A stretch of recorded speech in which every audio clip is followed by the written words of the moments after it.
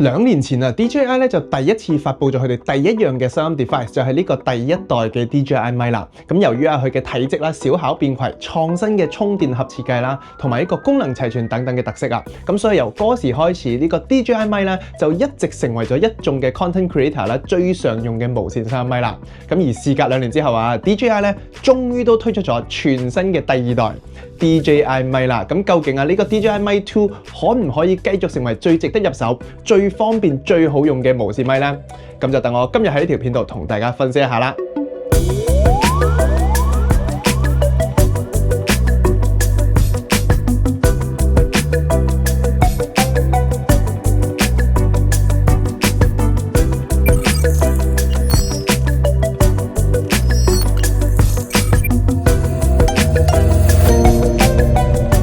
Hello， 大家歡迎翻到我 channel， 我係個熱愛科技嘅魔術師 Matt。咁喺 channel 裏邊，我同大家分享啲有最常嘅科技產品、科技者同埋當然最好魔術面同魔術界面所有嘅數據嘅話，記住而家10個鐘按埋個鐘仔啦。我俾3秒鐘你 ，3、2、1。OK， 咁我今日嘅呢條片咧，都係會用呢個嘅 DJI 咪2啦去做收音嘅，咁所以大家可以聽下啦，呢個收出嚟嘅聲音個效果係點樣噶啦 ？OK， 好，咁我哋首先先嚟睇一睇今次呢個 DJI 咪2啊，佢嘅包裝盒裏邊咧係包含咗啲咩嘅先？咁當你打開呢個包裝之後啦，你就會直接見到一個大嘅收納包啦。咁由於今年呢個嘅充電盒啦，佢嘅體積係比上一代嘅大過咗嘅，咁所以今年嘅收納包都要比上一代嘅收納袋咧大過咗唔少噶。咁基本上已經係同一個鏡頭嘅 size 啦，差唔多噶啦。咁所以如果你真係要擺落你嘅相機袋度去用嘅話咧，咁應該都要佔咗咧你一個鏡頭嘅間隔空間噶啦。咁而喺呢個收納包嘅裏邊就有一條嘅充電線啦，一個3.5mm 嘅 TRS 嘅 audio cable 啦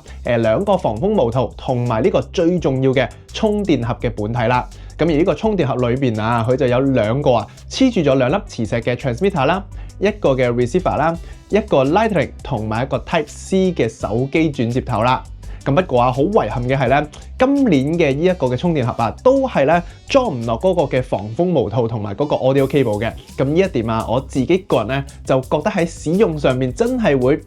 唔係咁方便啦。咁而如果你係買嗰個嘅單咪嘅版本啦，咁佢就唔會有呢個嘅充電盒，同埋唔會有嗰個收納包嘅。咁而佢係會變咗做一個比較細少少啦嘅一個收納袋咁樣嘅。咁之但係如果你想單買翻呢2樣嘢嘅話咧 ，DJI 佢都係有得啦，俾你再額外單獨去做購買嘅。咁首先我哋可以好明顯見到今年呢個嘅 DJI 咪2啦，佢嘅充電盒同上一代咧係好唔同嘅。咁佢嘅材質由上年嗰個類似塑膠嘅材質啦，改為今年有少少似呢個金屬嘅材質啦。咁所以質感上咧就一定係有所提升嘅。咁之但係我就稍嫌咧，佢呢個嘅灰色唔夠深色，唔夠黑啊。如果可以再深色多少少，再黑啲咧，咁就會更加之好睇啦。咁而且佢今年嘅充電盒啦，都加翻一個呢個嘅鎖扣嘅設計，咁就可以有效咁防止到一啲唔小心跌咗落地下啦，打開咗，跟住跌晒啲咪出嚟嘅情況啦。咁而今年呢個 DJI 咪2嘅 transmitter 啦，佢嘅外觀同上一代咧都係完全唔一樣噶。佢今年就用咗一個比較顯眼啦，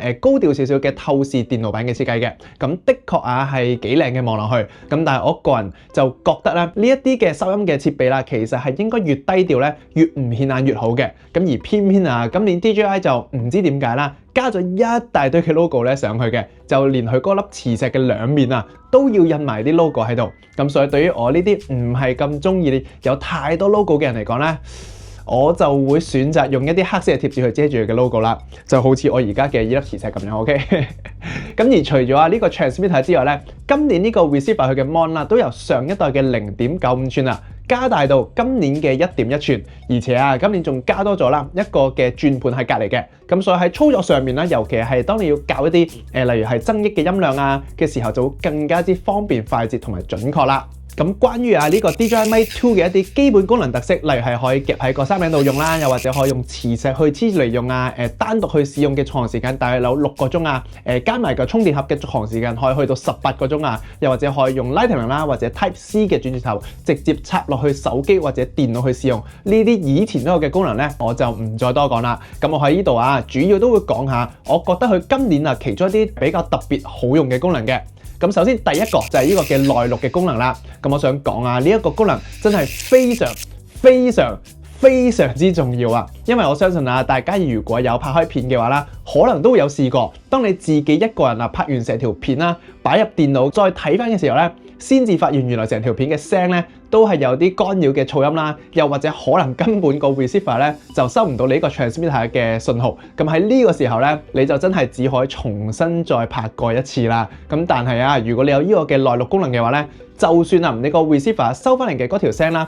有咩問題都好，咁你都仲有啊呢個 transmitter 本身佢嗰個機內啊自己去內錄嘅嗰條聲做一個嘅後補嘅。咁 touch wood 啊，如果你發生啲咩事都好，你都唔使咁慘，要重新再拍過多次啊嘛，係咪先？咁而呢個嘅 transmitter 啊，佢本身亦都有8GB嘅容量嘅，咁所以佢內錄嘅功能啦，最多可以大約錄到 around 14個鐘嘅聲音咁樣嘅。咁而第二個啊就係呢個 DJI Mic 2啊，今年其中一個最重點嘅功能更新啦，佢就係呢個32bit Flow 啦。咁咩係32bit Flow 咧？咁佢嘅意思啊就係類似啦，佢可以收錄到嗰個聲音嘅範圍啊，會更加之廣嘅。咁所以無論你係突然之間好大聲去嗌嘅話都好啦，如果有呢個32bit Flow 嘅話咧，就唔怕會呢個爆咪啦，會救唔翻條聲啦。咁又或者啊，如果你係好細聲去講嘢嘅話咧，喺後期都可以將你條聲咧推翻高嘅。咁但係同時啦，又唔怕會將其他嘅一啲抵觸嘅噪音啦，一齊推到好高好明顯嘅。咁簡單啲嚟講啊，就好似你影相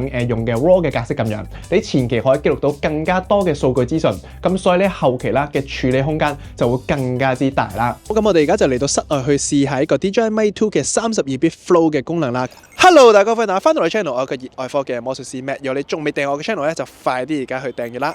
Hello， 大家歡迎翻到嚟 channel， 我係個熱愛科嘅魔術師 Matt， 如果你仲未訂閱我嘅 channel 咧，就快啲而家去訂閱啦。咁頭先呢個 Hello 應該已經會正常會爆咗咪噶啦，我唔知有冇爆咪，不過周圍啲人已經望住我噶啦。咁只不過啊，溫馨小提示一下先，呢個嘅32bit Flow 啦，只可以啊係你用呢個 transmitter 啦內錄功能嘅時候咧，先至可以用到嘅。咁而如果你係用翻傳統嘅 receiver 啦去做接收收音嘅嗰條聲嘅話咧，嗰條聲就冇呢個嘅32bit Flow 嘅。跟住落嚟啊，亦都係呢個 DJI Mic 2啊，今年主打嘅另一個新功能啦，佢就係呢個嘅智慧降噪 Noise Cancellation 啦。咁呢一個啊，當你喺一啲好嘈嘅，例如街啊，又或者環境去收音嘅時候啦，而且你又唔想啊後期再去調聲，或者想直出嘅時候咧，就好有用啦。咁你只需要按一按呢一個 DJI Mic 2佢嗰個掣啦，咁佢就可以啊直接用呢個 AI 算法幫你去消除咗一啲嘅背景嘅噪音啦。好，咁我哋而家咧再嚟測試下佢呢個嘅降噪嘅 noise cancellation 嘅功能啦。咁由於我而家身處嘅地方雖然係海邊，但係冇乜好多嘅噪音，亦都冇車聲，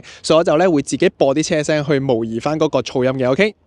好，咁你而家聽到嘅咧就我未開個 noise cancellation 嘅時候嗰個聲嚟嘅。咁我播緊呢個嘅車聲咧，應該都幾嘈嘅，可以聽得到。咁我而家試下開呢個 noise cancellation 俾大家聽下。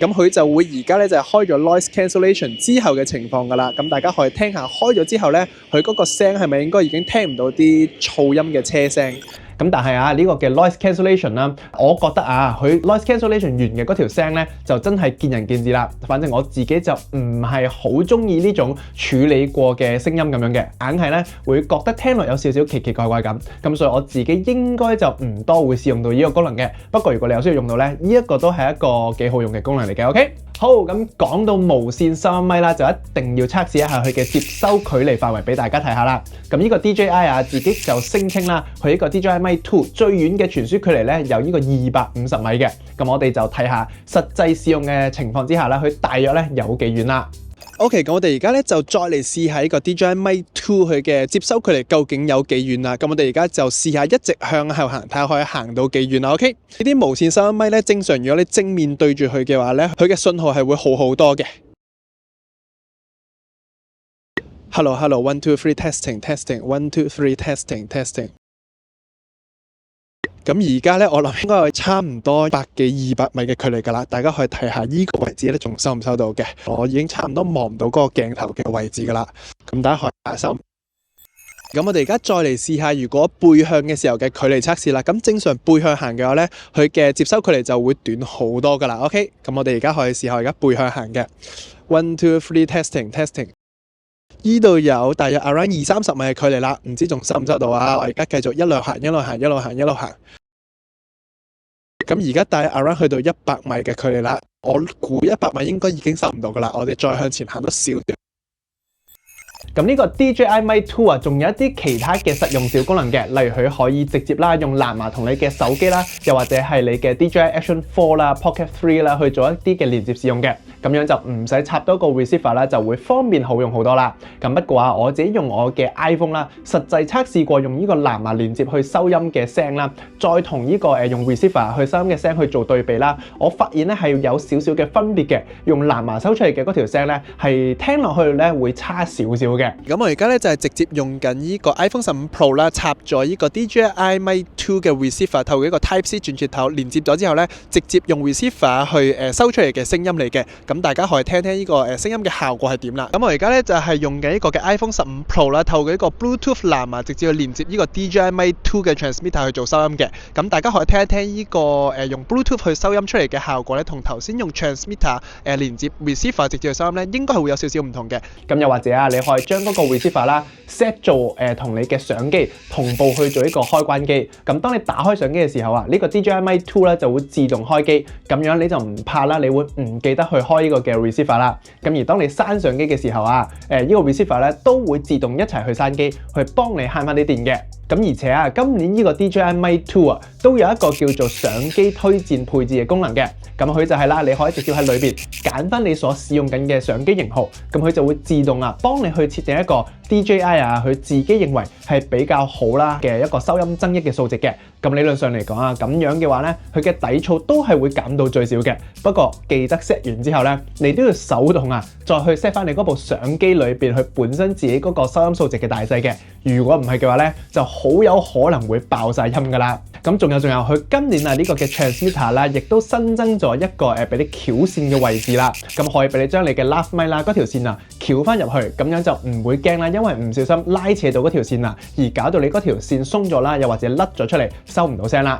好，咁最後都要講一講啊，關於呢個 DJI Mic 2啦，最後一個最重要嘅問題，又或者係佢嘅缺點啦，就係如果你係諗住啊將呢個 DJI Mic 2啦，再連呢個 lav mic 去使用嘅話咧，咁就要注意翻啊，你自己本身用開嘅 lav mic 佢兼唔兼容呢個嘅 DJI Mic 2啦。因為我見好多其他嘅 YouTuber 啦，都出現咗一個 lav mic 唔兼容嘅情況啊，咁所以導致會有一啲好奇怪嘅噪音啊，一啲嘅底噪啊，甚至乎係直接咧收唔到音嘅情況出現嘅。咁只不過啊，今年嘅 DJI 咧，終於都推出咗佢哋自己品牌嘅 DJI lav mic 啦。咁所以如果你嘅 lav mic 真係唔兼容嘅話咧，都唔需要擔心嘅，你只需要再俾錢啦，去買翻 DJI 佢哋自己出嘅嗰個 lav mic 咧，咁基本上就一定冇問題噶啦。不過好在我自己一直用開嘅嗰個 Rode 嘅 lav mic 咧，都可以兼容到呢個 DJI Mic 2嘅，咁所以咧我就唔使再使錢買多個 DJI lav mic 啦。好，咁呢個咧就係我用咗呢個 DJI Mic 2啦嘅一啲實際嘅使用體驗感受啦。咁希望對於仲諗緊啊要唔要入手嘅你啦，會有所幫助啦。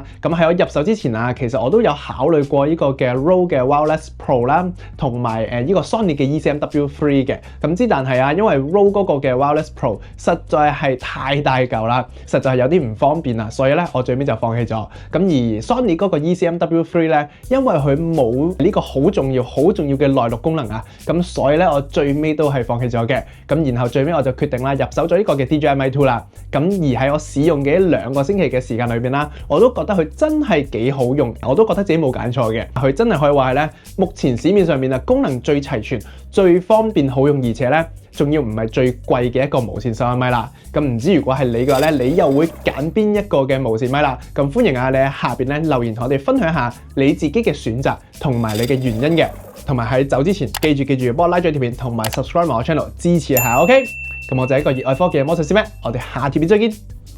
，peace。